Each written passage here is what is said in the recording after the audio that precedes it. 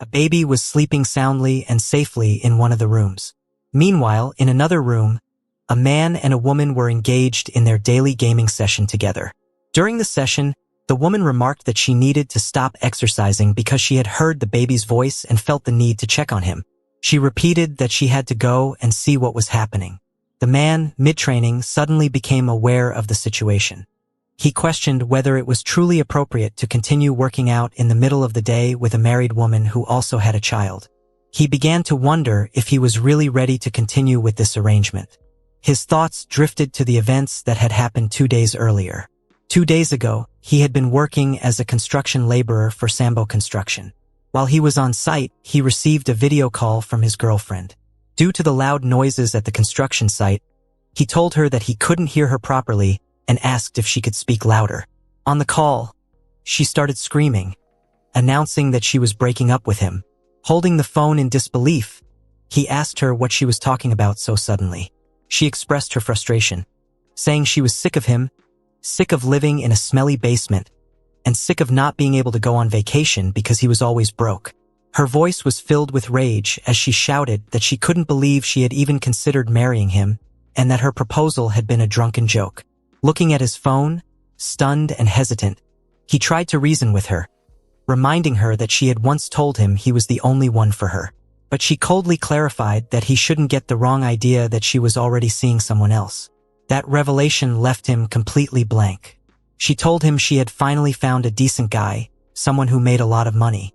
She called him by the name Go Hoon-sang and told him she could finally dump him for the other man. On the verge of tears, he asked her if she was being serious.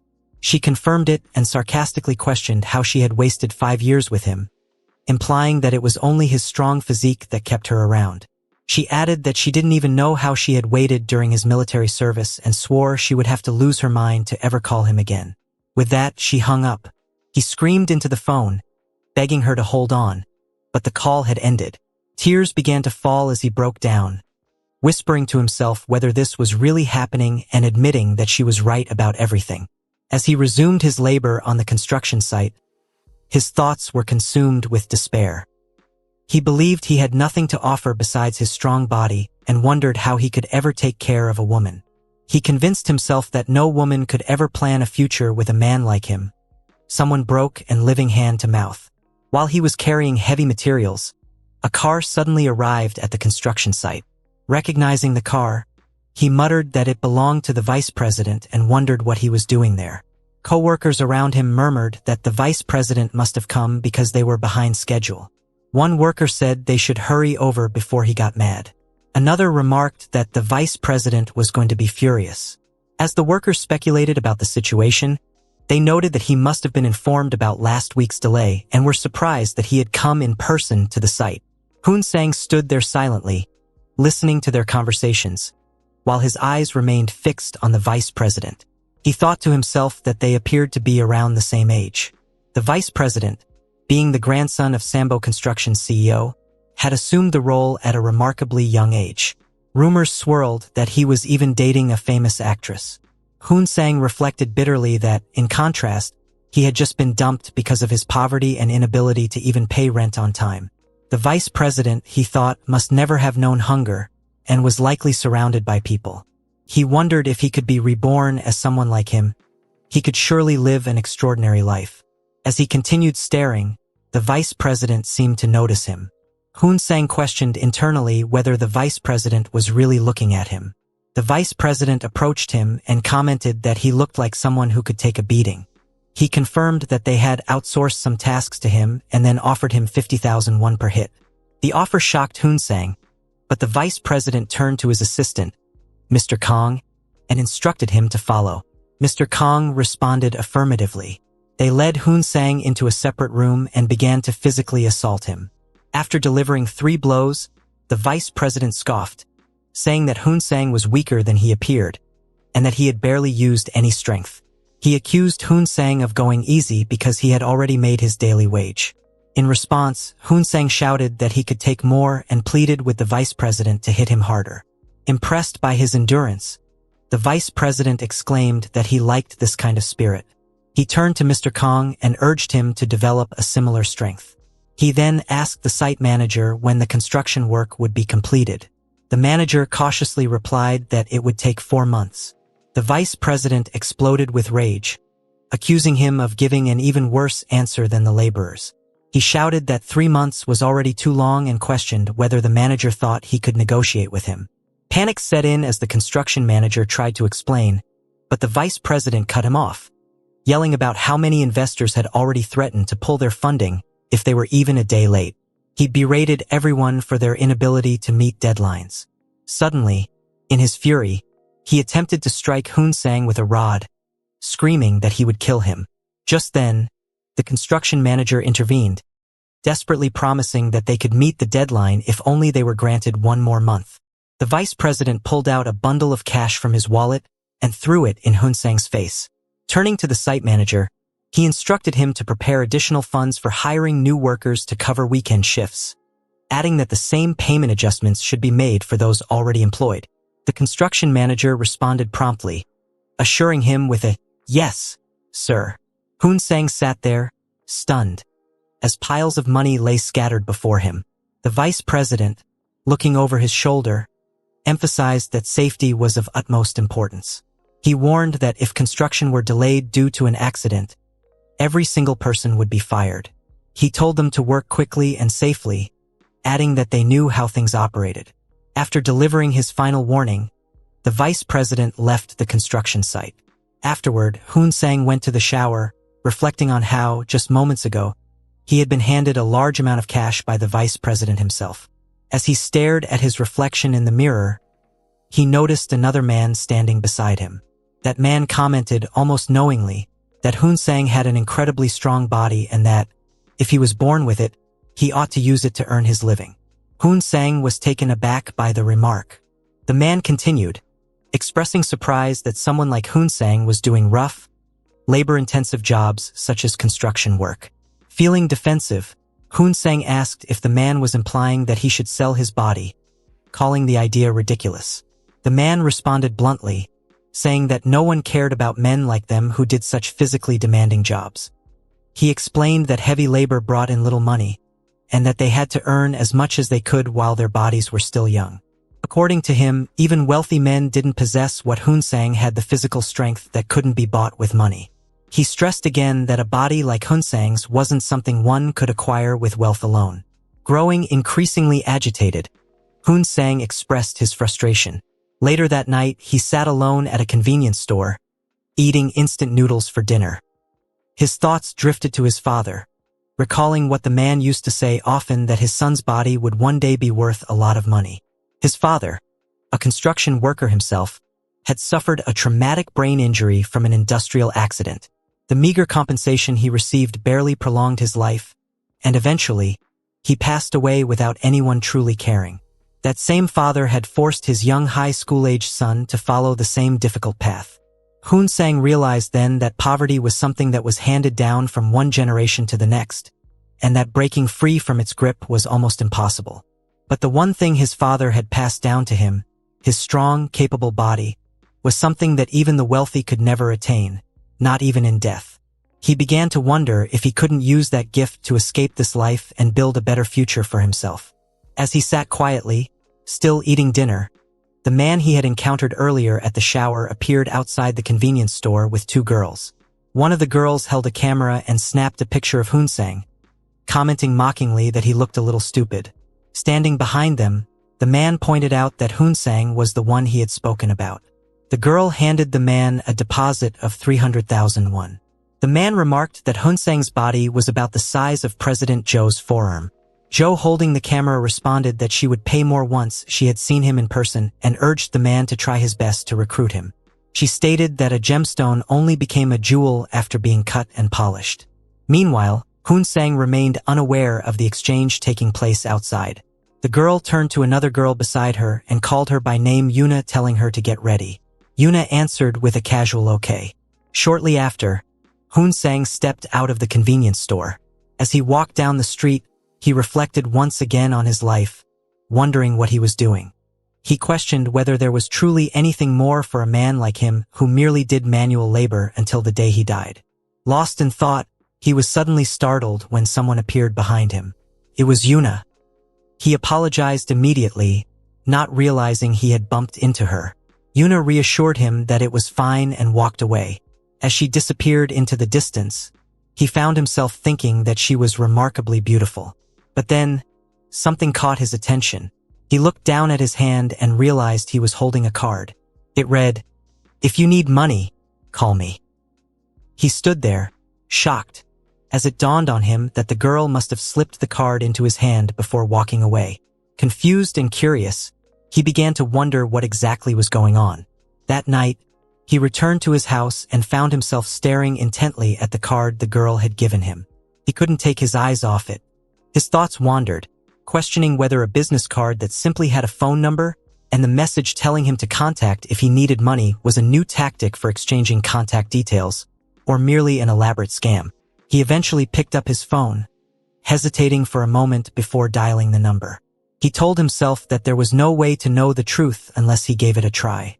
After dialing, he spoke a greeting into the receiver, but no voice responded from the other end, and the call was abruptly disconnected. Confused, he glanced at his phone screen and was instantly stunned to see a deposit notification indicating that 10 million won had been transferred into his account.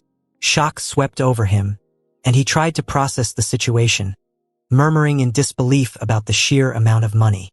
As he started again at the screen, more messages appeared. One message stated that the sender wanted to work together with him and promised an additional 10 million won if he accepted. His mind struggled to grasp what was happening. He questioned the reality of the situation, whether the phone, the bank app, or even the money itself was real. He wondered who could have sent such a large amount, how they knew about him, and more disturbingly, how they had acquired his bank account number. Before he could piece together any answers, another 10 million won appeared in his account. Now completely overwhelmed, he began calculating the possibilities. With 20 million won, he could finally pay off his overdue rent and credit card bills, including the fees from his previous phone. After clearing those debts, he would still have approximately 1.7 million won remaining, enough to cover 1 year of admission fees.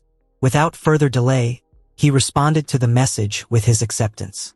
Almost immediately, a link appeared on the screen, accompanied by a message instructing him to come alone at 10 p.m., warning that the phone number would vanish after the promised time. Another message followed shortly, stating that the money now in his possession was his to use however he wished. Later, he went to the retirement house and informed the receptionist that he intended to pay for a 1-year stay. The receptionist reminded him that 2 months of payment had previously been missed and asked whether he wanted to deduct those months from the total year. He declined and told her to include everything.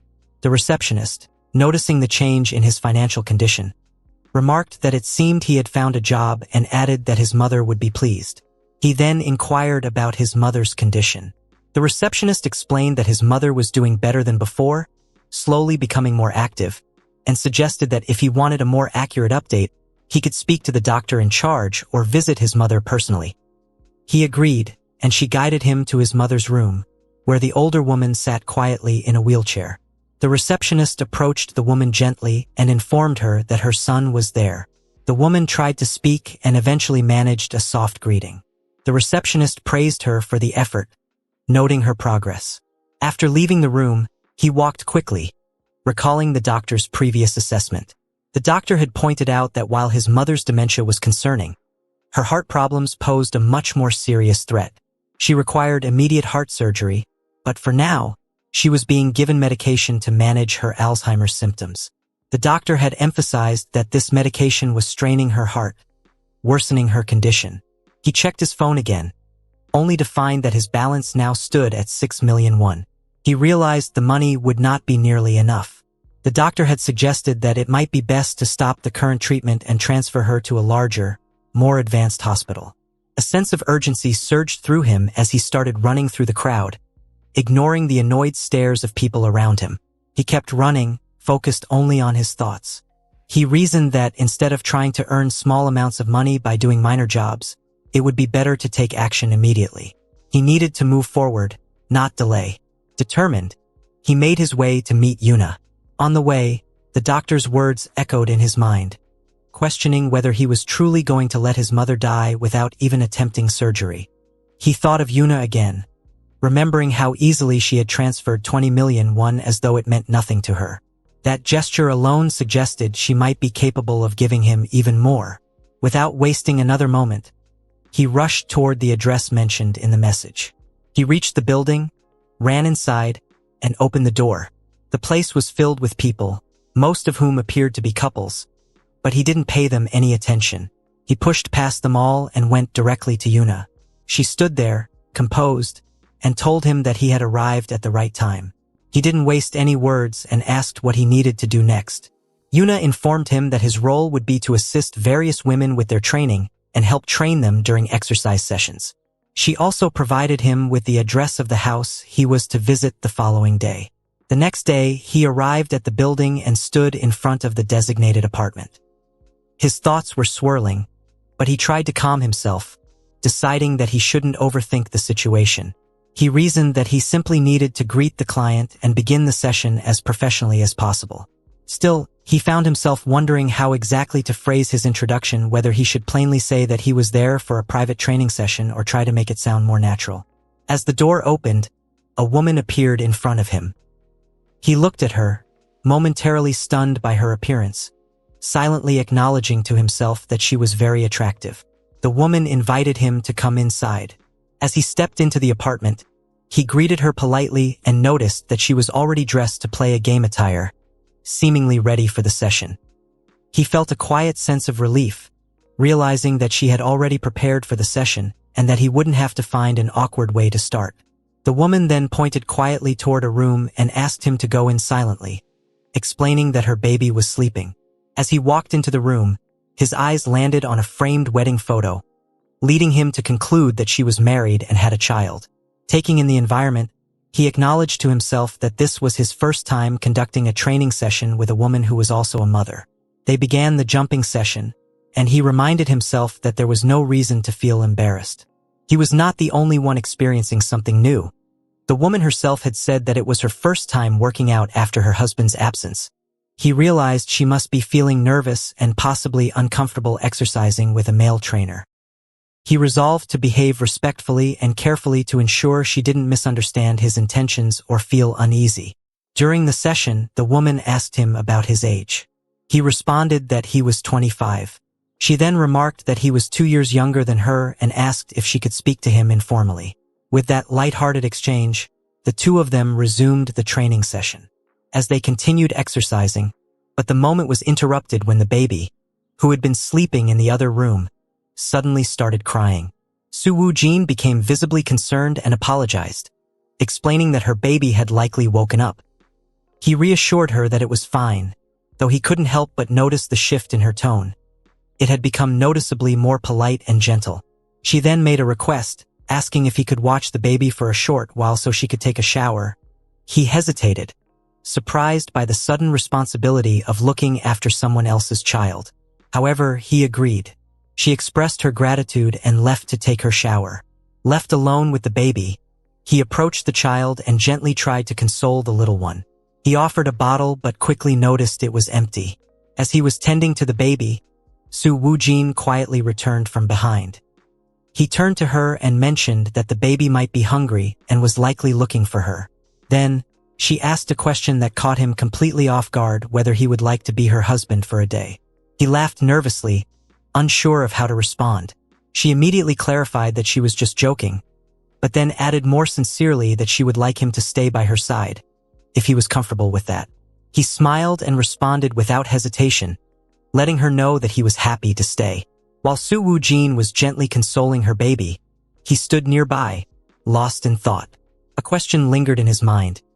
Why had she called him over in the first place, especially when she was already married and had a child?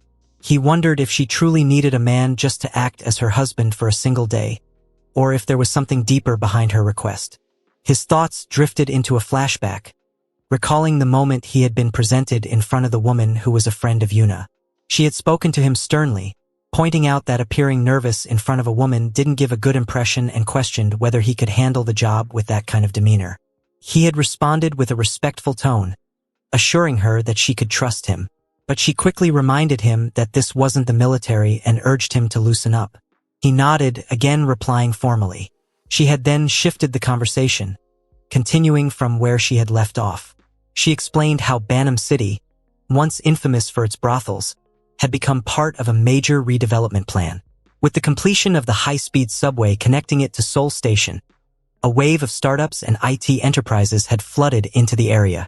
As these businesses flourished, many young working couples began moving into the surrounding neighborhoods.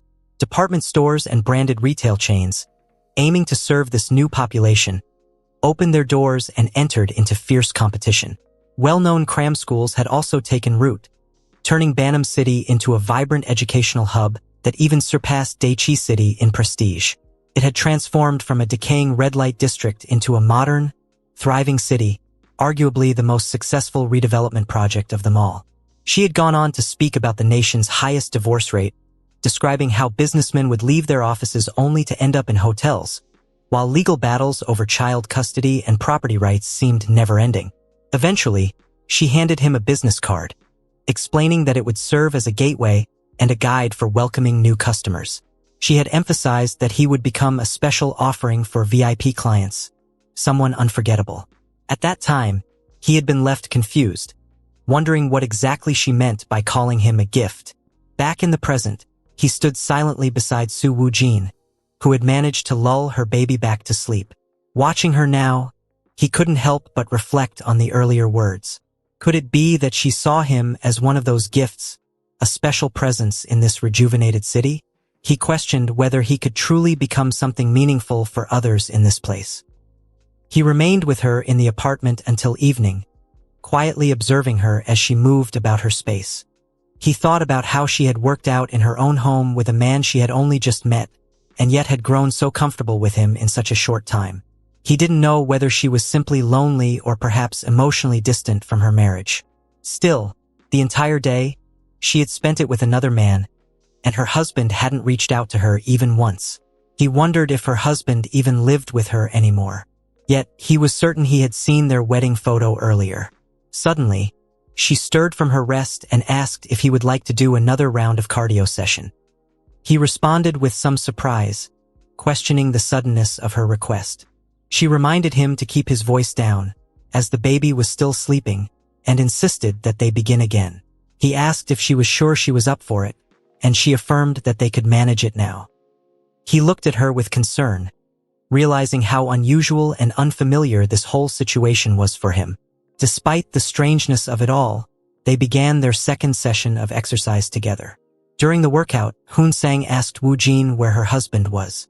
He clarified that he didn't mean to pry or sound like he cared too much, but he was simply curious about what kind of man would leave behind a woman like her, especially during the night. He added that he genuinely felt bad for whoever that man was. Woojin asked if he had considered that perhaps it might be her fault. Hoon-sang disagreed immediately, saying it was clearly her husband's fault.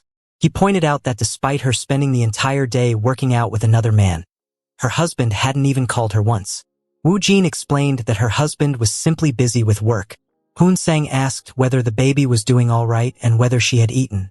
Woojin confessed that her husband couldn't even manage to say the simplest words to comfort her or offer to meet, claiming he had no time to rest because he was an executive at his company.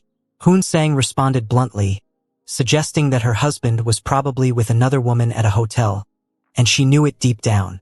That, he said, might have been the real reason she had invited Hoon-sang over for a morning burn. Woojin denied that, saying she had simply been feeling unwell. Hoon-sang told her he didn't really care and considered working out with her that day as a simple pleasure. He then questioned what it meant for her and the baby. He couldn't understand how she could defend a husband like that. She said that without her husband, she felt truly alone.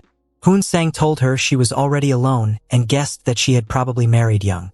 Now, she might be starting to realize all the experiences she had missed out on, like enjoying intense reps with her partner, or even having time for herself. He suspected that she didn't know how to deal with all the desires she had buried inside. She couldn't suppress the truth anymore. And since her husband was likely seeing another woman as well, perhaps she had started to think she was the problem. Woojin looked distressed, tears filling her eyes, and asked what she was supposed to do. What should she do in order to forget everything? Hoon-sang thought to himself that even if Woojin's husband and he were completely different, He could never bring himself to sleep with her after simply working out together. He questioned what more he could do for a woman like her, who had been left behind so completely. The next day, Sang was sitting at a coffee shop when his phone lit up with a message from a girl named Park Lali, asking if he was available. Without hesitation, he replied that he wasn't and promptly blocked her. Almost immediately, his phone rang. It was a call from his boss, and from the sound of it, Rayleigh seemed quite excited after the conversation. On the following morning, under the bright sun, Sang ran into Woo Jin on the street. She was with her baby, and he called out to her, offering her a bouquet of flowers and congratulating her on the divorce. He commented cheerfully that since she had received a significant settlement, she would be able to manage well on her own. Woo Jin looked bright and said she wanted to work out with him again. Sang was confused by her sudden eagerness. Without much warning, she grabbed his hand and pulled him toward a hotel. Inside, Woo Jin began to open up. Her husband, she confessed, had been cheating on her with a colleague for 2 years. In fact, it was her husband who had been pushing for the divorce. He had been caught red-handed in broad daylight. Elsewhere, Yuna and Joe were discussing Woo Jin's situation. Yuna explained that they had only needed Woo Jin's permission, but she had initially opposed the divorce because she was pregnant at the time. Joe asked if that was why the husband had blackmailed her, threatening to leak his own scandalous photos to the press. Yuna confirmed this and added that Woo Jin's father was the mayor of Banam, a man who had been elected on the promise to double support for marriage and childbirth. If his daughter were to be publicly embroiled in a messy divorce, it would reflect badly on him and also harm the child's future. By allowing the cheating to be hidden, and as long as her husband didn't mind, he had nothing to lose. Joe then shifted topics and asked if Yuna still didn't trust Sang. Yuna admitted that she didn't. He was just a fool, she said. Her friend laughed, saying she had thought the same. Yuna asked what she meant by that. Joe elaborated that, regardless of his approach, Sang had been able to influence Woo Jin, a woman who had refused to change her mind no matter what. She speculated that even if they had sent a real professional, the result might not have been the same. Yuna responded that maybe it wasn't about the method, but the person involved. Joe agreed and noted that Sang might actually have potential in their business, possibly more than they had originally thought. She proposed that he could be shaped into a real asset. With that, she asked Yuna if she could take responsibility for him. Yuna was visibly nervous and asked what she was supposed to do. Her friend, who was also her superior, stated that he would need a manager. Yuna began protesting, questioning why he would even need a manager. Joe assured her that she would be paid double her current salary. Yuna still found it too sudden, but her friend reminded her that there were plenty of others who would gladly take the opportunity if she declined. Reluctantly, Yuna agreed and told her to leave it to her. Meanwhile, Woo Jin and Sang were once again exercising together. During the session, he casually asked if she planned to meet her husband that weekend. Woo Jin shook her head and said she was busy and she would be spending the weekend with her friends instead. Woo Jin had mentioned that it had been 2 days since her divorce, and she hadn't even stepped outside her house during that time. She admitted she had nothing else to do, though one thing still lingered in her mind that bothered her. Sang suggested it might be because they were extremely compatible with each other. Later that night, Sang received a sudden call from his boss. He was visibly shocked by what he heard, and after being told he had to leave immediately, he ended the call without hesitation. Since Woo Jin was asleep, he left a message for her, saying he had gone out without waking her. As he stepped out of the hotel, he reassured himself that she wouldn't be too sad being alone. But just as he exited, a car pulled up in front of him. It was Yuna. She rolled down the window and told him to get in. He called out her name in surprise and climbed into the car. As she drove, he asked where they were going. Yuna, in response, asked how old he was and whether he had a driver's license. He told her he was 25 and didn't have one. Yuna explained that she would be acting as his manager from now on, but she couldn't keep chauffeuring him around everywhere. She instructed him to get a driving license as soon as possible and threw in a remark, questioning what kind of woman would want to spend time with a man who didn't even have a car. He agreed and promised to get one. She then asked him to stop staring at her, clearly irritated, and told him to get his head straight because he was beginning to frustrate her. Embarrassed, he apologized. She pressed again, asking what she had just told him, and he quickly replied that he would try his best. Their car eventually stopped at a golf resort. Yuna noticed that he had dozed off during the ride and shouted at him to get out. As he stepped out, he was stunned by the elegance of the place. The words golf and resort glistened outside the building. Yuna handed him a set of golf equipment. He admitted that he had never played golf in his life, but she brushed him off, saying she was off the clock for the day and wouldn't be answering any more questions. They entered the building in silence. Sang was overwhelmed by the luxury of the resort. He thought to himself that he had never been in a place like that and wondered why they were even there. He quietly followed Yuna, unsure of what to expect. Eventually, they reached a lavish hall, where their boss, Miss Jo, stood waiting. Jo greeted them warmly and remarked that they had finally arrived. She asked Sang how he was doing. He replied that he was doing well. Jo noted that it must be difficult raising children alone, but he mentioned that Wu Jin looked happy now, and he thanked her, suggesting that her help had made a difference. Yuna chimed in, stating that Wu Jin wouldn't have had the courage to take those steps if it hadn't been for Sang. Miss Jo praised him, telling him that he had done a truly good job. Sang found himself admiring her glow. He thought to himself that if he hadn't received that business card, his mother would have already been kicked out of her retirement home. Jo then explained the real reason she had called him there was for an important business matter. To him, she felt more like a savior than just a boss. He also acknowledged that Yuna had been instrumental in his journey. If it weren't for her, he wouldn't have even made that first call. As he looked at Yuna, he felt deeply grateful, thinking that these two women had lifted him out of the depths, and he silently vowed to do his best. Suddenly, Jo snapped at him to focus. She asked if he wanted to go back to working on construction sites. He quickly responded no. She demanded to know whether he thought he was special now. He apologized and said he was listening. Jo raised her voice, telling him that what he was doing wasn't just about comforting lonely women. He was providing a service to VIPs of the town. She asked if he truly believed Wu Jin was just an ordinary single mother. She was, in fact, the only daughter of the mayor of Banam. Hearing this, Sang was stunned and nodded, still processing the information. Jo told him to follow her, saying they had work to do. He agreed and trailed after her. She mentioned that their guest for the day was a little particular. Curious, he asked what she meant. She pointed out a man and told Sang to get ready because he would be teaching that guest some exercises. He was taken aback, asking if she meant right now it was 3 a.m. Jo laughed and said that's exactly why she had called him, then dismissed herself with a quick goodbye. As she left, he shouted after her, protesting that she couldn't just summon him like this. Still, he entered the room and found himself facing the guest he was supposed to train. He began preparing to guide him through the exercises, still wondering to himself if this was the particular guest Jo had mentioned. A girl had joined them for the resistance band session. Once it ended, the man turned to Sang and remarked that he had done an excellent job, then casually asked if he had ever played golf before. Sang replied that he hadn't, not even once. The man responded with mild surprise, saying that in that case, he would need to arrange some lessons for him with an ex-professional.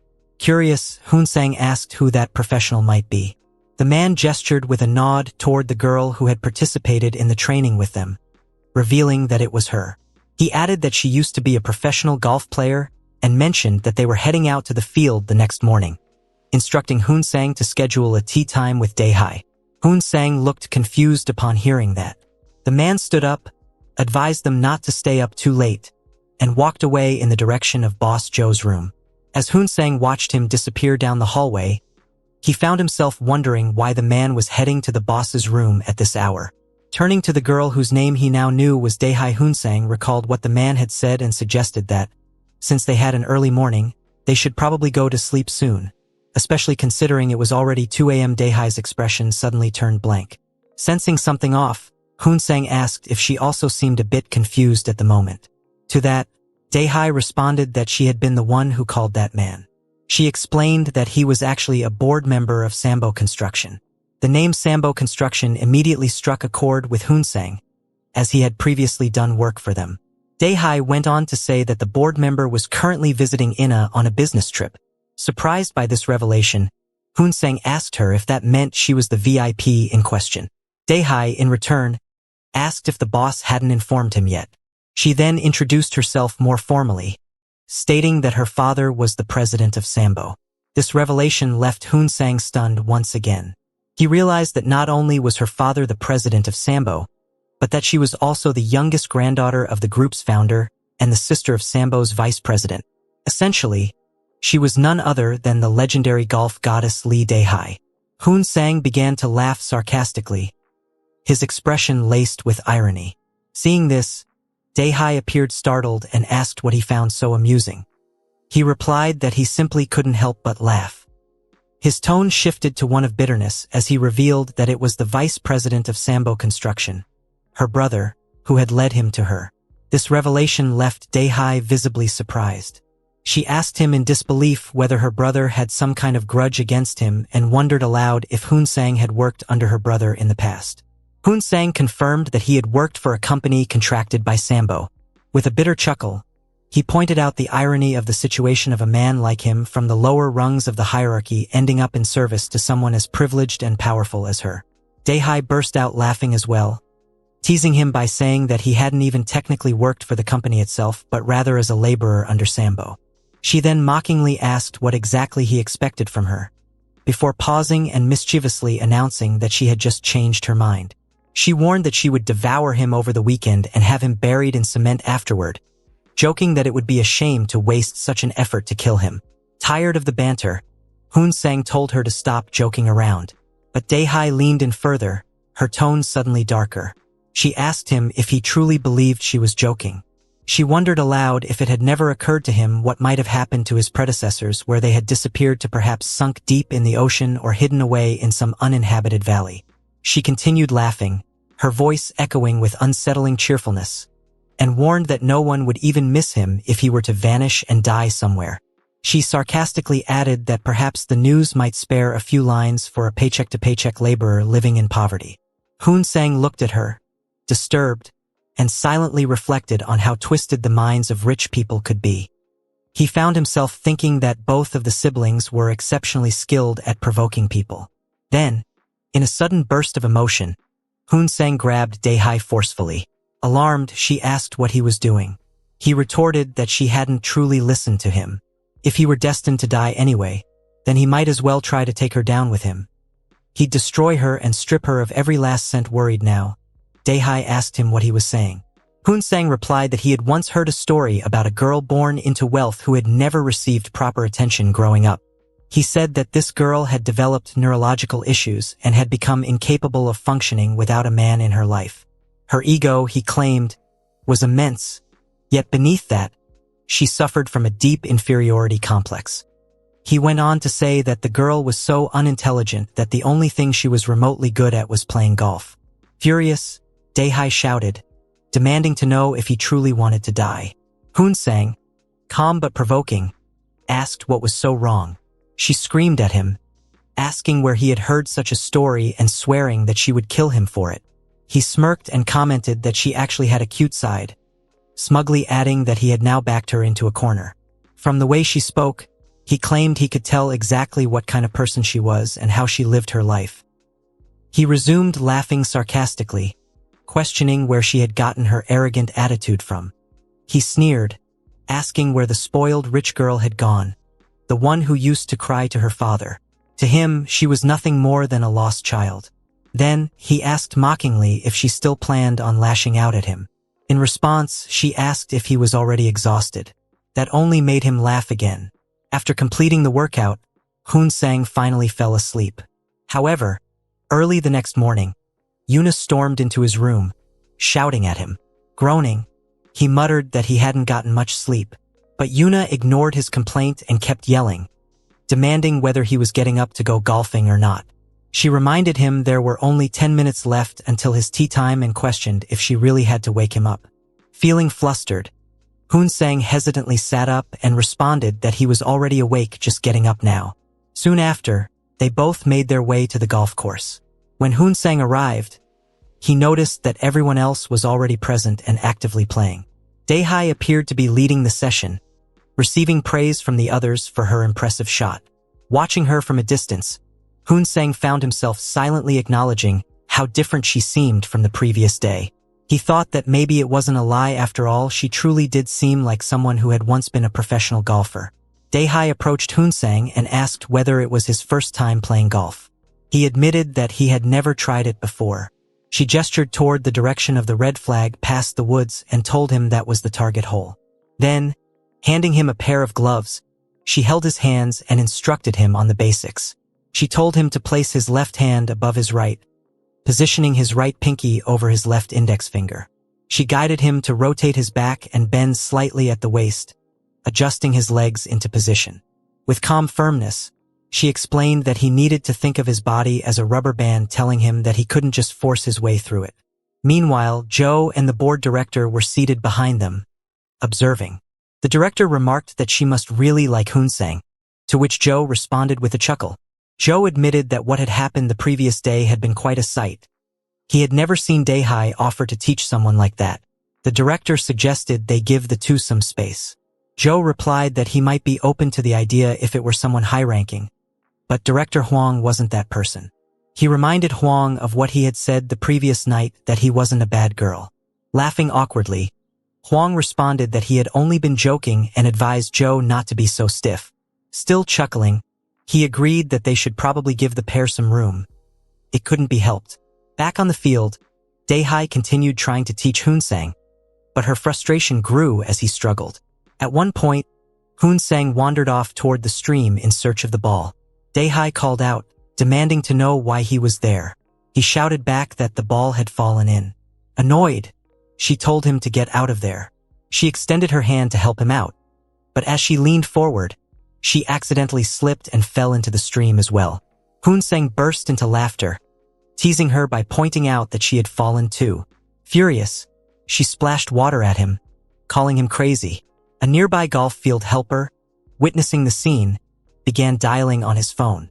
He reported into the call that there was a problem with some customers. They were playing around in the water at hazard number 2. Even he couldn't help laughing at their antics. Later, as Hoon-sang and Dae-hai returned home, he teased her by saying that she was completely insane. Laughing, he added that the whole thing had actually been fun. At that point, he was carrying her on his back. Dae-hai grumbled that the only reason they didn't get into trouble was because she was a VIP. She scolded him, saying that he had made her look bad and that she had sprained her ankle because of him. Hoon-sang shot back that it was her own fault for dragging a complete beginner like him into this. He also said her expressions during the ordeal had been hilarious. As they both stepped into the room, they found it completely dark inside. Hoon-sang commented that it seemed no one was there. Dae-hai explained that Joe and Hwang had already returned to Seoul, while purple-haired Yuna had taken a room for herself. Hoon-sang attempted to touch her sprained ankle, only to start shouting in mock frustration that people always got hurt while working outside. He told her that her injury wasn't serious and begged her not to give him concrete boots, calling her princess. Laughing, she assured him that she had only been joking. He responded by asking what kind of joke it was that felt violent. He said that guys like him tended to take things seriously, and probably someone like her, a sheltered princess, wouldn't understand that. Still on her phone, Dae-hai apologized half-heartedly, sarcastically calling herself an unaware princess.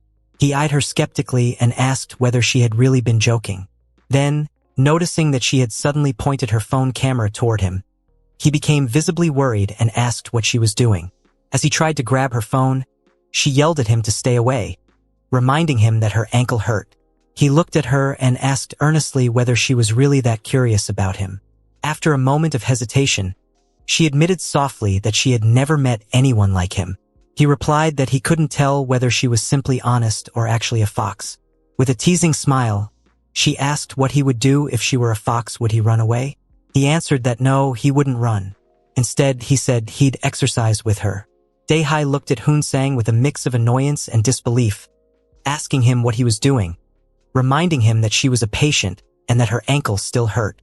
Hoon-sang couldn't help but laugh as he continued doing his stretches and exercises. He casually remarked that physical therapy was actually the best remedy for a sprained ankle. Then, with a teasing grin, he added that it was all her fault anyway. She had exhausted him that day, and on top of that, he had ended up being treated like a troublesome customer because of her antics. He complained playfully, saying she had really worn him out. Dae-hai, clearly irritated, snapped that he had no right to act however he pleased just because he thought something was funny. She reminded him that she wasn't just any ordinary girl who would obediently do whatever he asked. She wasn't someone he could push around so easily. With an amused expression, Hoon-sang simply looked at her and commented that she really was a terrible customer. He found himself watching her closely, quietly observing how she seemed to be genuinely enjoying the one-on-one hit session. As he continued to watch her, lost in thought, she suddenly turned to him and asked what he was staring at. Without hesitation, he told her that he was looking at her, and added that she looked even more beautiful with her hair down. Then, almost as if to soften the moment, he mentioned that a ponytail was pretty too. Despite the compliment, he noted her reaction and teasingly added that even when he tried to compliment her, she would simply brush it off and tell him not to. Meanwhile, Yuna was peeking discreetly into their room from the hallway. As she observed the interaction between them, a quiet thought formed in her mind. He was doing an incredible job even without her guidance. Though she was his manager, she couldn't help but acknowledge how well he was handling things on his own. Standing there in silence, she sighed inwardly, thinking to herself that she just wanted to go home. Daehye attempted to place her sprained ankle on the floor and, with a surprised expression, muttered that she couldn't believe it actually felt better. Hoon-sang, observing her, casually remarked that it hadn't been that serious in the first place.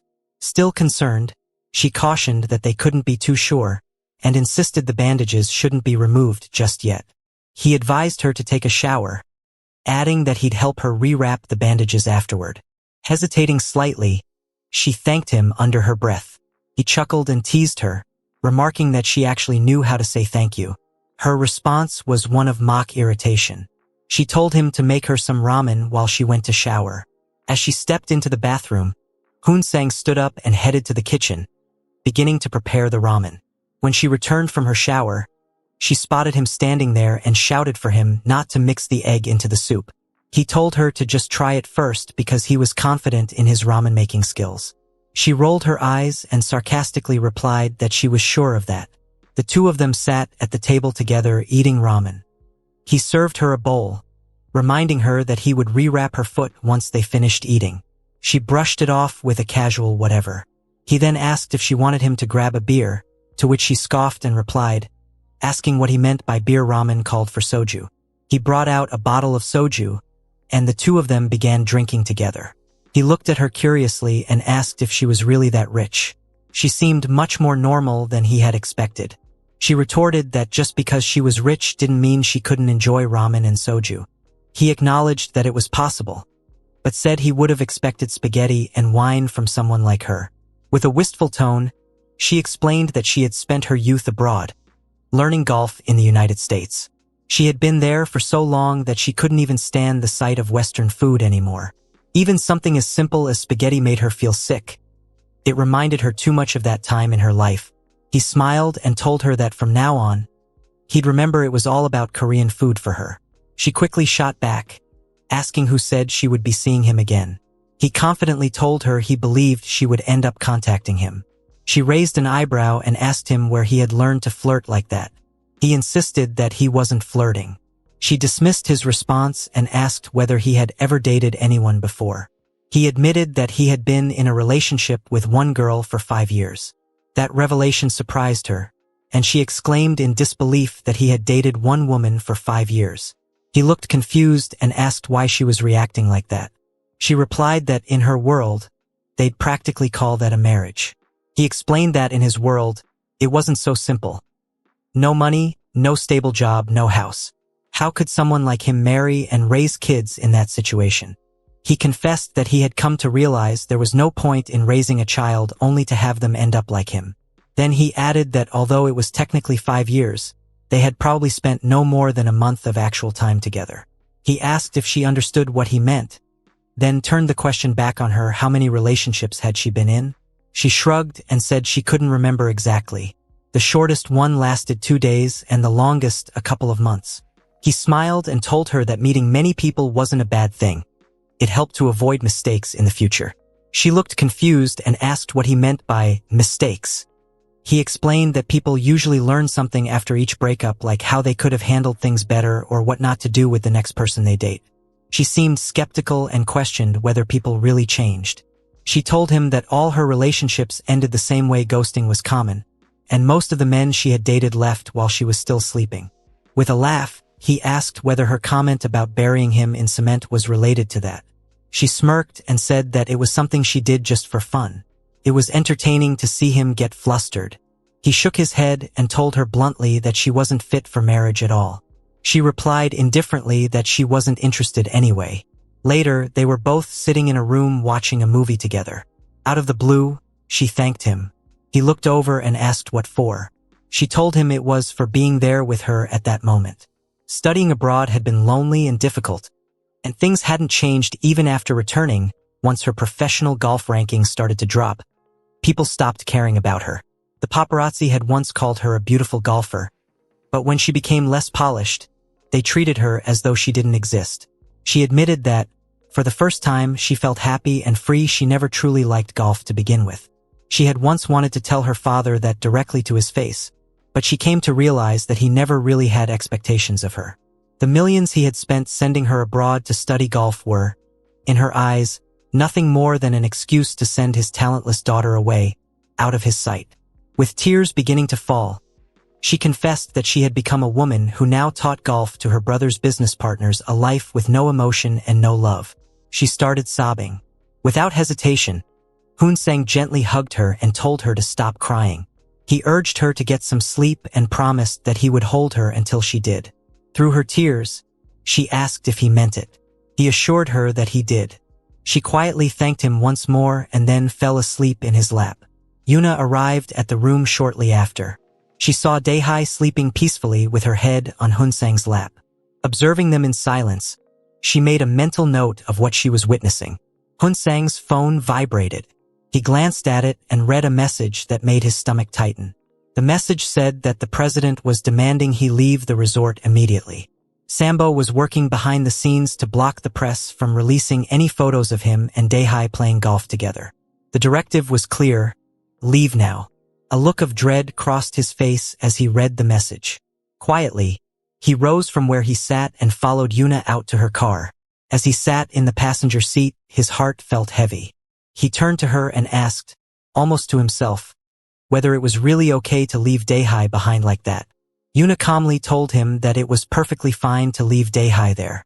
She explained that the building they had been in was under the security of Sambo personnel, and Dae-hai would most likely leave early in the morning. There was no reason to worry about her. She then added that he had done a great job. Hoon-sang nodded and returned the compliment, telling her she had done well too. The following morning, Dae-hai left the building with her face fully covered to avoid recognition. As soon as she got into her car, her bodyguard turned to her and asked if she was feeling all right. She looked unusually tired. She curtly told him to shut up and keep quiet. He complied with a soft yes. As the car began moving, she started scrolling through her phone and came across a selfie of herself and Hoon-sang from the previous night. She stared at it, surprised, wondering when he had taken it. She sighed in frustration and muttered that it was annoying he had left without even saying goodbye. Still, she couldn't help but think that he was incredibly cute. A mischievous smile played on her lips as she thought to herself that he was definitely trying to make her call him first. She mentally warned him to watch out. She wouldn't let him win that easily.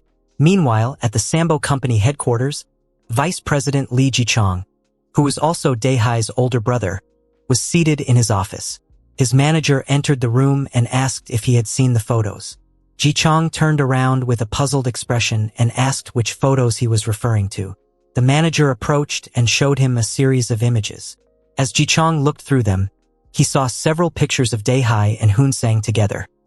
He narrowed his eyes and said that the man looked oddly familiar.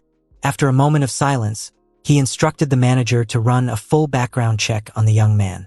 Despite the sense of familiarity, he couldn't quite place who Hoon-sang was, and it bothered him. Yuna looked at him and asked if he finally understood the kind of woman he was dealing with. He appeared puzzled, so she didn't elaborate further. Instead, she simply said that it was time for them to head to the store. Meanwhile, Jo was sprinting down the hallway toward a hotel room. The moment she reached the door, she flung it open and began shouting, demanding to know where the managers were and why her calls were being ignored. Her frustration was clear. Then, Noticing someone inside the room, she paused and asked sharply what an employee was doing there. The employee quickly explained that the president had arranged a VIP table and had brought in all of their best workers. He added that the manager had instructed him to inform her of Miss O's presence as well. Joe's eyes widened in surprise upon hearing that Miss O was already there. Turning to the employee, Joe gave strict orders. She said that a muscular man would be arriving soon and that no one was to be allowed in after him. The employee nodded in understanding. She further instructed him to evacuate all the other employees as soon as possible and to close up the shop afterward. When he hesitated and asked for reassurance, wondering aloud if this was really okay, she firmly told him to do exactly as instructed. She added that once Yuna arrived, he should simply inform her that Miss O was present and Yuna would understand the rest. Joe then opened another door and stepped into a separate room, where she found Miss O already there. Joe paused, clearly caught off guard, and admitted that she thought there were still a few days left until Miss O's scheduled reservation. She gently pointed out that it would have been nice to receive a heads-up. Miss O, who was in the middle of her training session, didn't look up. With an air of indifference, she said she would come whenever she pleased and didn't need anyone's permission to do so.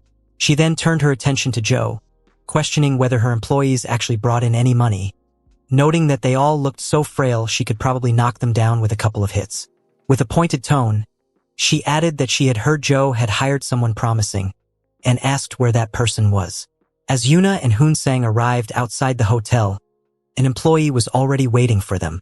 The moment they pulled up, the employee rushed toward the car and demanded to know why Yuna hadn't been answering any of his calls. Yuna, maintaining her composure, reminded him that she only answered calls from the boss. The employee, visibly anxious, informed her that Miss O was already there. Yuna's expression changed in an instant, clearly surprised by the news. He added that the situation upstairs was in complete chaos, with everyone on high alert.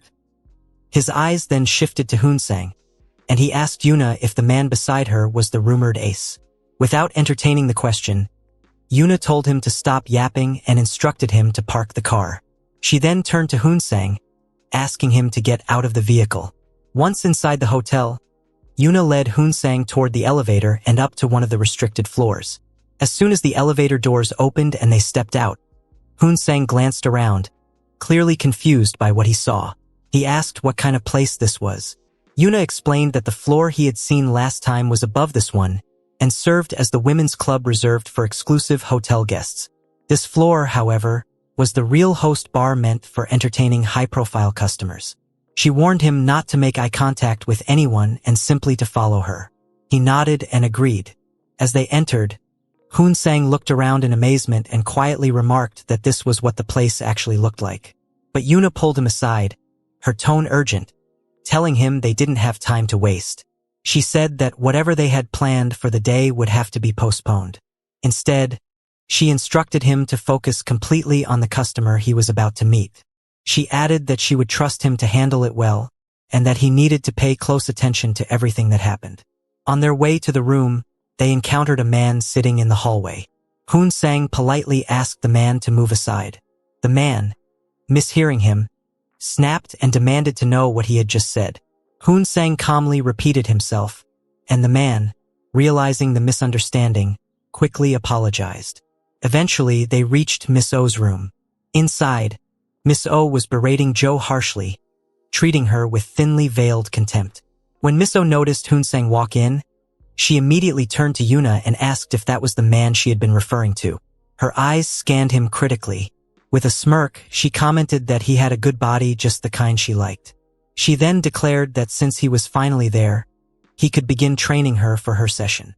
Miss O walked over to Joe, her expression laced with a knowing smirk, and remarked that working with male employees must be exhausting. She added that the situation brought back some memories, perhaps from the time when Joe had been more active in the scene. Without waiting for a response, Miss O instructed Joe to sit in the corner, saying she needed to punish someone for arriving late. Turning her attention to Hoon-sang, she looked him over and asked for his name. He responded calmly, introducing himself as Hoon-sang. Miss O clicked her tongue in irritation and said that because of his tardiness, she had wasted her time, and even Yuna, his boss, had ended up in trouble because of him. She asked him how he planned to make amends for that. Hussein stood firmly and replied that he would do anything she asked. That was all he could say. She raised an eyebrow and muttered that he was still so green. Then she commanded him to step closer, to let his hair down, and to tilt his head. As he followed her instructions, she studied his face with sharp, critical eyes. She murmured that his thick eyebrows and long lashes were quite striking. He quietly thanked her. Without warning, she suddenly slapped him across the face. She announced coolly that it would be $1,000 for every blow and asked what he thought about that deal. Joe couldn't remain silent any longer. She stood up and shouted that this was a place of business and asked what would happen if someone called the police. Miss O, clearly unfazed, waved off the concern. She replied that it was fine. He had already said it was okay. Then, with a pointed glare at Joe, she asked why she was interfering in something that didn't concern her. She turned back to Hussein and ordered him to take a step back, adding that he was standing too close to her. She slapped him again after that. Hussein stood still, quietly observing everything unfolding before him. In his mind, he wondered whether he was the strange one here. A woman was continuously slapping him, raising the price with every blow, and oddly enough, he found her kind of cute. As she raised her hand for one final slap, he instinctively caught her wrist. Miss O froze, visibly shocked by the unexpected move, and demanded to know how he dared to do that. Hussein responded calmly, explaining that if she kept hitting him like that, she might injure her hand or wrist. He told her that his own mother had once dislocated her hand in a similar situation. Joe, standing silently nearby, listened to the exchange with a tense expression. Miss O narrowed her eyes and muttered that he was worth about $700 now. Then her tone shifted as she asked what they should do next and whether he had anything interesting to show. When he didn't answer, her voice rose in irritation as she demanded to know why he was ignoring her. In response, Hussein quietly took off his coat and handed it to Joe, asking her to wear it. He apologized to her gently, saying it was time for him to take over from here. Miss O watched the gesture and mocked him, asking if he thought he was acting in a drama. Hussein, maintaining his composure, said that he wasn't a fun person, nor was he cool. He admitted he wasn't especially courteous, nor highly educated, but the one thing he was good at, he said, was working out. Miss O burst out laughing at his sincerity. She remarked that he was certainly different from the other male colleagues she'd met. Then, with an amused tone, she told him to go ahead and show her his protein bar. She added that he was already better than most of the men who were only proud of their looks. Then she smirked and proposed a bet. Joe immediately shouted at him to stop, warning him not to agree. But Miss O continued, saying that if she won, Hussein would become her servant. And if he won, she would give one thing to his boss. She asked if that sounded fair. Without hesitation, he agreed. If he won, he said, he wanted her to beg Joe for forgiveness. Miss O nodded, sealing the deal. Joe continued protesting, urging him not to proceed any further, but Hussein didn't listen. He stepped forward and began his workout challenge. Miss O crossed her arms and smirked. She warned him one last time if he lost, he'd be locked in the basement and used as her personal servant. At that, a flicker of anxiety crossed his face. The stakes were suddenly much higher than he had imagined. Miss O glanced at Hussein with a smirk and asked how it felt to be exercising with a woman like her. She assumed it must be his first time in such a situation. With a teasing tone, she added that she had ruined plenty of men just like this. As her words sank in, a wave of memories flooded Hunsang's mind, flashbacks from when Yuna had warned him about Miss O. He recalled turning to Yuna and telling her that this situation was not what they had discussed. In that memory, Yuna had calmly begun to explain. She told him that Miss O's real name was Oh Huiju, the daughter of a powerful figure in the Banam City underworld. After her mother's death, Huiju had inherited the entire family business, gaining immense influence. According to Yuna, there wasn't a single business in Banam City that didn't pass through Oh Huiju's hands. They called her Octopus for her long-reaching control. Though she held considerable social power, her notoriety came from something much darker. Yuna explained that Huiju had crippled 2 people simply because she didn't like them, and she often beat people for money. Most of her victims, Yuna added, were entertainers. Still, Yuna had tried to reassure him. She said that if it were him, there shouldn't be a problem. He asked her what she meant. Was Oh Huiju just a crazy woman? Yuna had answered seriously. If Huiju liked someone, she would give them anything they wanted. And if it were Hussein, Yuna believed he could get anything from her. She clarified what she meant, saying that if it was about someone's surgery expenses, he might be able to settle it all at once through her. But even with that possibility, Yuna issued a firm warning. Even if he managed to meet Huiju's conditions, he should never let his guard down. A man who could be easily manipulated was just as easily discarded by a woman who wanted control. She added one final warning that once he stepped into the room, not even the boss would be able to help him. She reminded him that he was quite competent at his job, right? Now, back in the present, Hussein was deep in the session with Miss O. She looked at him and, with a sarcastic tone, commented that he was pretty good. Joe stood off to the side, watching them both with amazement. Her eyes were fixed on Hussein, silently thinking how effortlessly he was holding his own. He was treating Miss O like she was nothing special, and that was impressive. Miss O, meanwhile, let out a loud laugh, amused by him. She declared that he was truly an interesting guy. During the intense cardio session, Hussein told Miss O that she looked like she was starting to lose. He said he would give her a chance to admit defeat now, otherwise he would push the exercise to an even more intense level. He added that he was sorry, but ending his life as a slave locked in a basement was absolutely not part of his plans. He suggested they wrap up the yoga and asked if she truly believed she could survive making a living this way. He accused her of stalling and added with a smirk that she was more beautiful than he had initially thought. Unexpectedly, Miss O told him to admit that he had lost. He looked at her in surprise and asked what she meant by that sudden change in tone. She told him plainly that she had decided to make him her boyfriend. The words hit him like a shock. She explained that the two of them were extremely compatible, and if he got on his knees, she would give him a house, a car, and anything else he wanted. She asked him what he thought of that deal. Hearing her offer, Hussein was thrown into a swirl of thoughts. If he bowed his head to her just once, he could get everything he had ever wanted. He could easily cover his mother's surgery expenses, own a house, and drive a car without ever worrying about money. It was so simple, too simple. But then Yuna's words came rushing back to him. She had warned him clearly that if he met Miss O's conditions, he must never let his guard down. A man who is easily manipulated is just as easily discarded by a woman who always gets her way. Grounded by that memory, he looked back at Miss O and told her that he wasn't an easy man. He said he didn't need to rely on her. She responded coolly, saying that she could simply make him hers if she wanted. But Hussein raised his voice, shouting that he would no longer bow his head for money. Joe, who had been sitting quietly in the corner, was stunned by his declaration. She couldn't understand why he was saying such things or what was pushing him to challenge someone like Miss O so directly. Miss O remarked that, in the end, the bet no longer mattered. What had truly happened was that the two of them ended up making a deal. Hussein admitted that he had gotten careless near the end. He believed he could have won if he had kept his focus. Miss O smiled and noted that, since neither of them had won, perhaps it was time to start a new round of training. With determination in his voice, Hussein stated that this time he would definitely win. She seemed pleased by his resolve and told him she liked his attitude. Then, glancing toward Joe, she added that his boss should take a lesson from that mindset. Calling Joe closer, Miss O teased that it seemed like only she and Hussein had been having fun up until now. Hussein looked toward Joe and asked if she would be taking part in this next round. Joe stepped forward and explained the conditions of the one-on-one hit session clearly and calmly. Hussein protested, suggesting that President Joe shouldn't be involved in something like this. But Miss O dismissed his objection, reminding him that he was the one who had taken Joe's place in the first place. Joe, standing firm, said that if she won, Miss O must keep her promise. Miss O gave a slight nod and assured her that she would. But then she looked back at Hussein and warned him if President Joe lost, he would lose as well. And if that happened, she added with a pointed look, he should not regret rejecting the offer she had made earlier. Outside the hotel, two male employees stood near the entrance, casually smoking as they discussed the recent distribution of money. One of them was counting a thick bundle of cash and remarked that their client must be incredibly wealthy. He handed a portion to the second employee, noting that each of the 20 workers had received a tip of 300,000 won. The second employee looked at him and asked if he hadn't taken some for himself, suggesting he should have swallowed his pride and accepted it.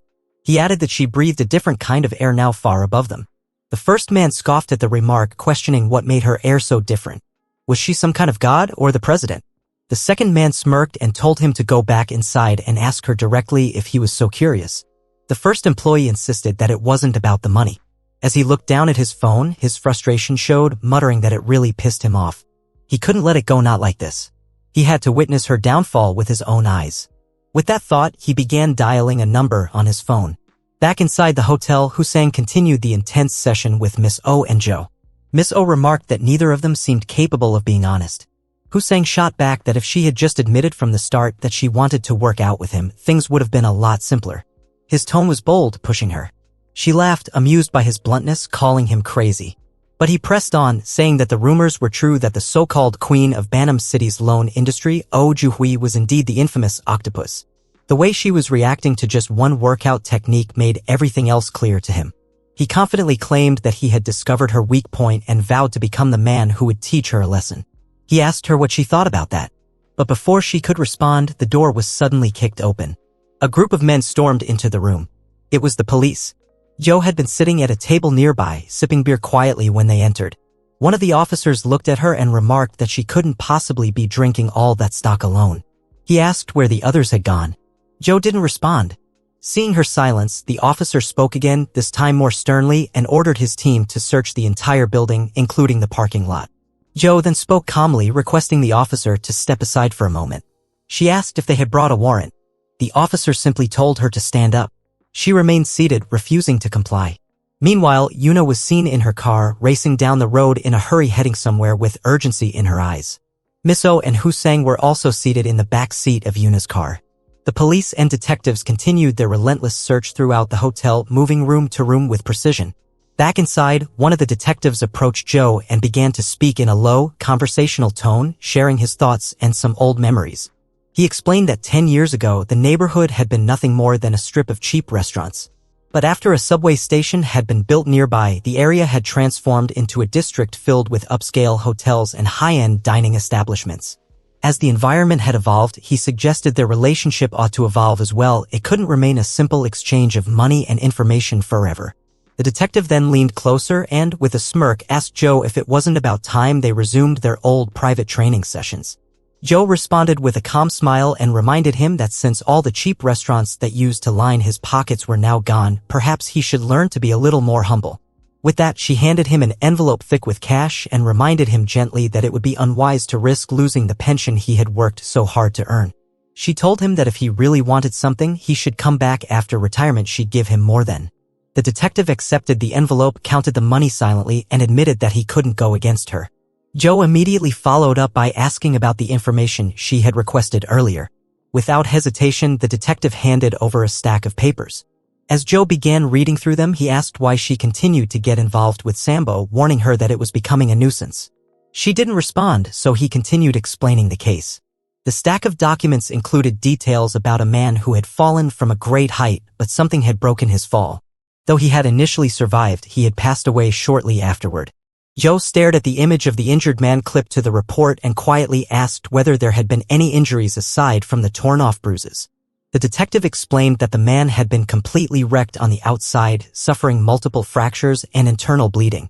What had triggered the investigation was the suspicion that someone had beaten him, though no other individual had been seen on the security cameras.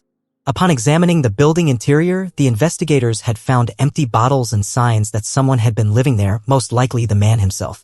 Based on witness testimonies, it appeared he had essentially been residing at the site, and the authorities had ultimately concluded that he had died in a drunken accident. Sambo, the company involved, had taken care of the hospital bills, funeral costs, and compensation while simultaneously turning the situation into a media event that painted the corporation in a positive light. Joe asked if there was anything else. The detective handed her another document and explained that it was an affidavit, specifically the wife's testimony.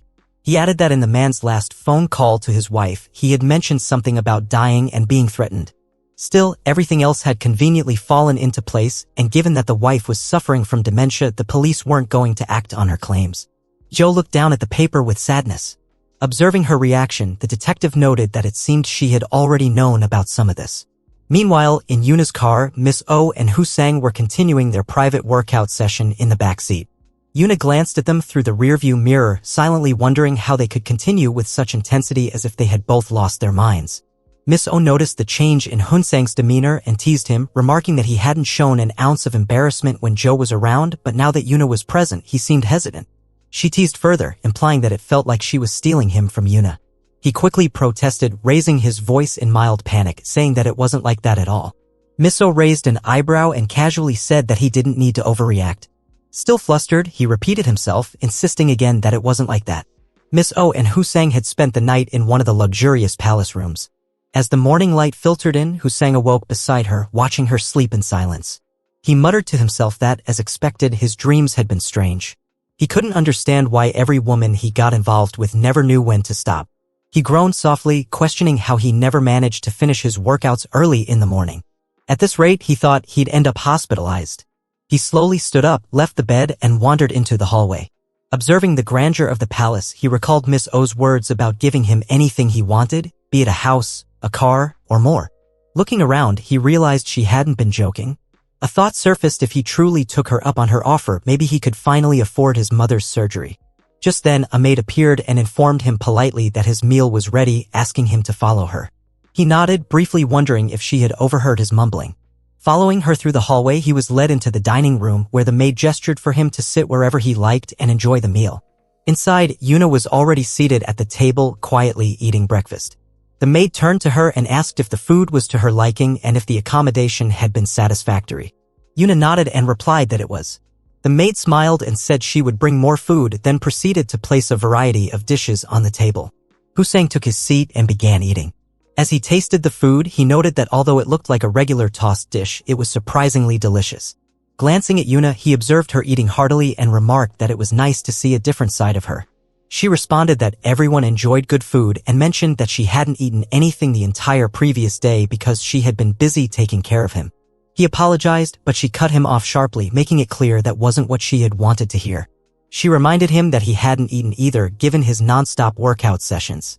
She told him to eat something too. He looked at her with quiet admiration, thinking to himself that she was incredibly cute when she was like this. Yuna continued by saying that he was doing an excellent job and that, thanks to him, they could proceed with their plan. Confused, he asked what plan she meant. She began to explain that there was a region in Banam City where greenbelt restrictions were about to be lifted. A luxury golf club was planned to be built in the area. Its proximity to Banam made it ideal, and with road construction approved, the development could attract a high-profile customer base from Banam and beyond without requiring a massive investment. Still puzzled, he asked what any of that had to do with him. Yuna gave him a look of disbelief and said he was slow. She clarified that the person holding a massive 9 million square meter plot of land in that very region was none other than Miss Oh Huiju. With a knowing smile, she pointed out that he had just spent the night with the woman holding the key to building the greatest country club in the nation. At that moment, Miss Oh entered the dining room, having overheard their conversation. She said that if only things were that simple. She elaborated that they still needed to convince the Banam City mayor, lobby the environmental department, select construction and design firms, and gather investments from hundreds of companies. It would require an enormous amount of capital, and she advised him not to work with cheap companies if he intended to do it properly.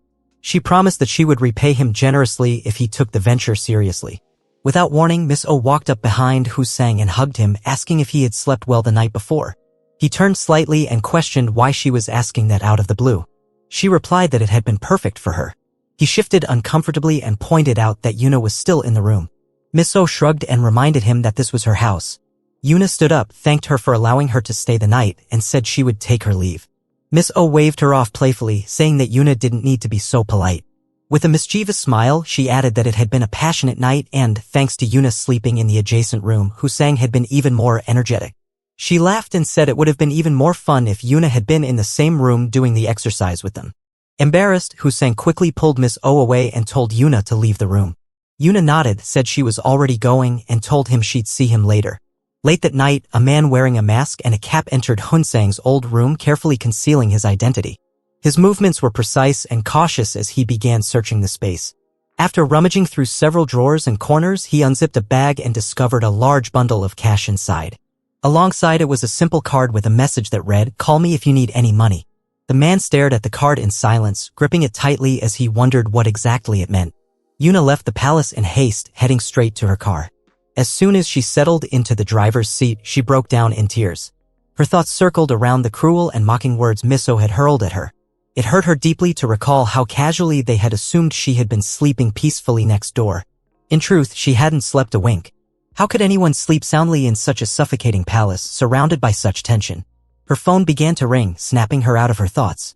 Wiping her tears quickly, she picked it up and answered in a calm tone.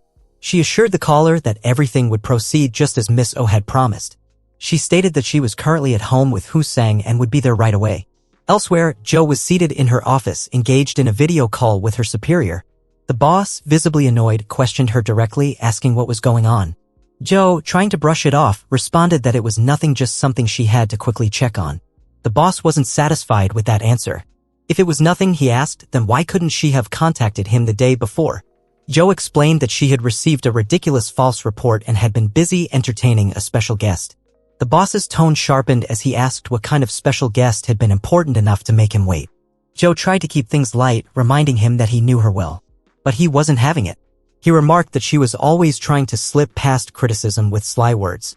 The conversation then shifted to the Wu Jin divorce, which, although settled under the pressure of public opinion, still left behind a trail of negative media coverage.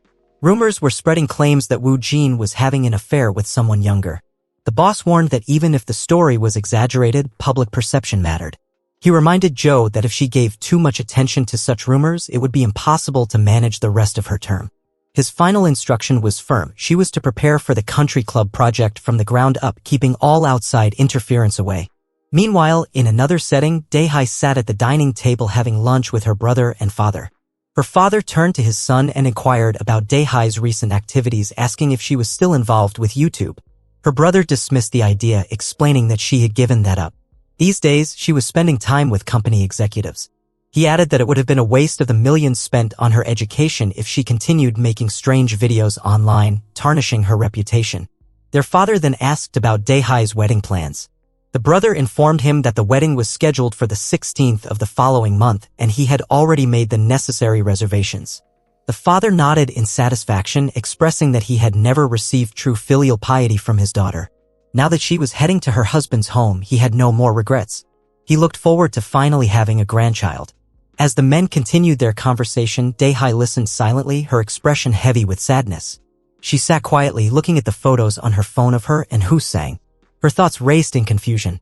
She whispered to herself that what she was about to do was madness. Even she wouldn't be able to justify her actions if anyone found out. She looked at her brother and declared that she deserved to enjoy herself before the wedding. After all, she was marrying a middle-aged man for the sake of saving her brother. He should be thanking her that getting down on his knees wouldn't even be enough. Her words sparked rage in her brother, who slapped her hard. He shouted that it was she who should be grateful to him. He was doing everything he could to save her, to give her a new and better life. Didn't she understand that?